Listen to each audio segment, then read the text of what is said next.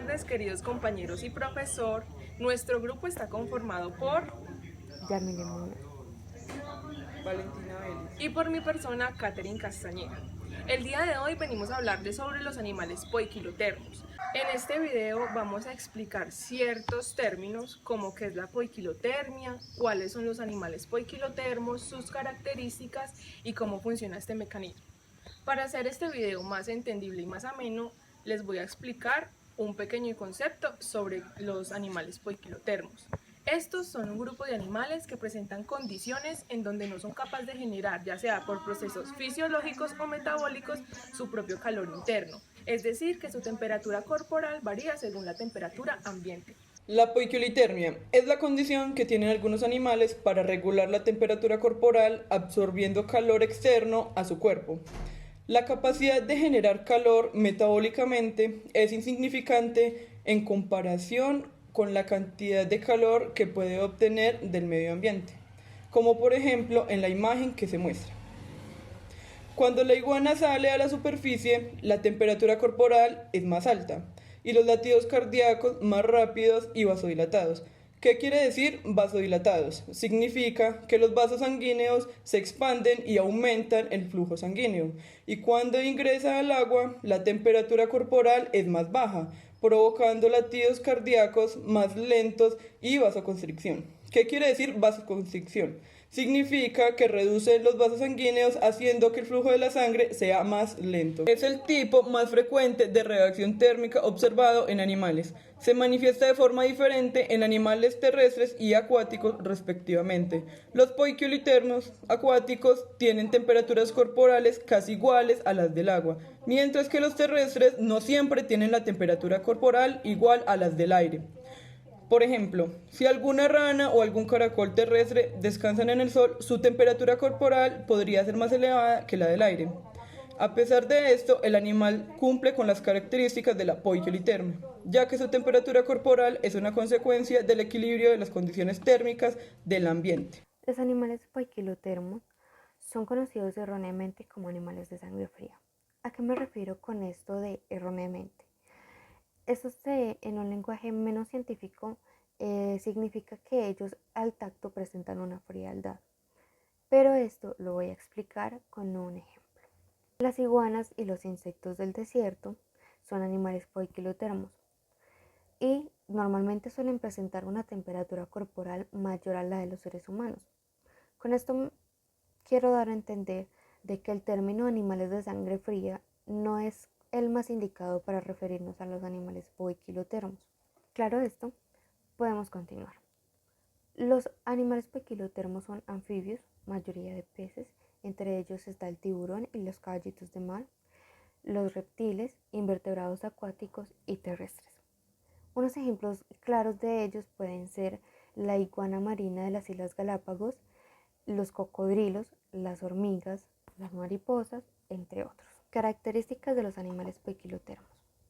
Una característica muy distintiva de estos animales es que su temperatura corporal depende del equilibrio que logre conseguir con las condiciones térmicas del ambiente, que varían de acuerdo con las modificaciones de las condiciones ambientales.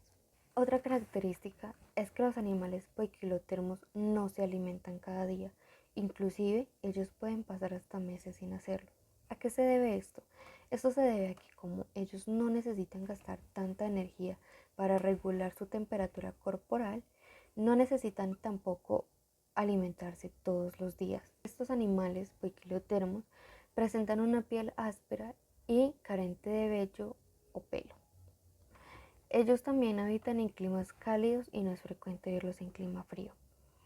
Esto, como ya lo dije anteriormente, son carentes de vellosidad. Como no viven en climas fríos, no tienen la necesidad de aislarse o resguardarse del frío, así que ellos no generan vellos. Los animales poiquilotermos no habitan en ambientes de extremas temperaturas. Como ya lo dije anteriormente, es muy pocas las veces que se encuentran animales poiquilotermos en climas fríos. Por el contrario, es más fácil encontrarlos en climas más calurosos. Un ejemplo de que ellos se pueden encontrar más en un clima caluroso pueden ser nuevamente las iguanas y los insectos del desierto.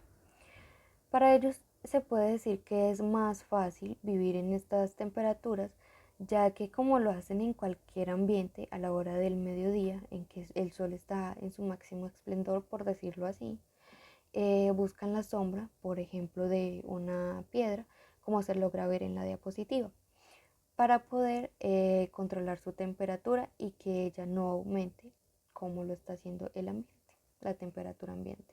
Que ellos son capaces de funcionar dentro de un rango amplio o estrecho de temperaturas corporales, como son euritermo u estenotermo.